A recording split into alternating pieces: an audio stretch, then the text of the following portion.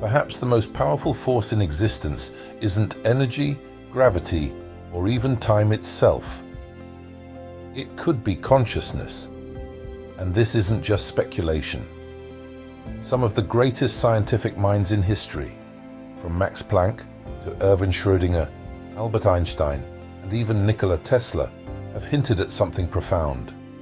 That the universe is not just a machine made of matter, it is an expression of something much deeper. And if this is true, then you and I, our very consciousness, are part of this deeper reality. Let's explore why. At first glance, everything seems solid and physical. Our world is made of matter, atoms, particles, and forces that interact according to the laws of physics. But here's the problem. Physics itself is telling us that this is an illusion. Max Planck, the father of quantum mechanics, said something shocking. Quote, "There is no matter as such. All matter originates and exists only by virtue of a force. We must assume behind this force the existence of a conscious and intelligent mind." What does this mean? It means that what we see and touch as physical reality is actually being shaped by something deeper, something non-physical. Even Einstein, despite working within the framework of classical physics, understood that reality was not as solid as it appeared. Quote, "Reality is merely an illusion, albeit a very persistent one." But if reality is just an illusion, what is actually behind it all? The answer may lie in something that science and philosophy have struggled to explain for centuries: consciousness itself. Before you dismiss this notion, let's see just how much this principle really can be backed up.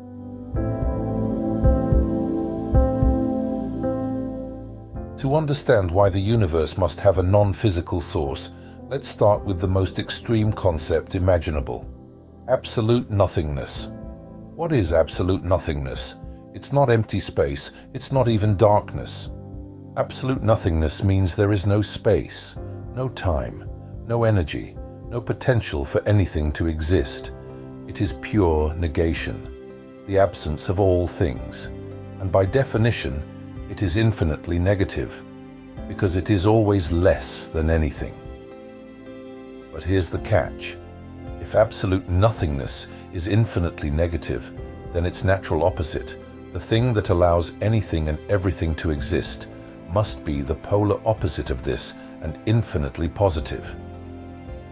This means that the ultimate true source of all reality must be infinitely creative, infinite in potential, and therefore not bound by space or time.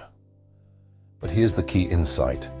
If something is infinite, it cannot be physical. A physical object is always finite. It has a size, a shape, a boundary. But the source of the universe cannot be finite, because then it would be limited. The only thing that fits this description is a universal mind, an infinitely creative source of intelligence.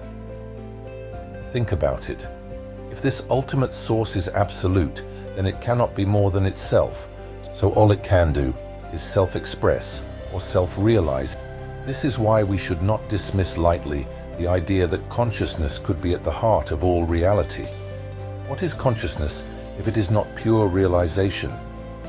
And this brings us to one of the most profound ideas in philosophy, that the universe isn't just a collection of physical things. It is the result of an infinitely creative, non-physical intelligence.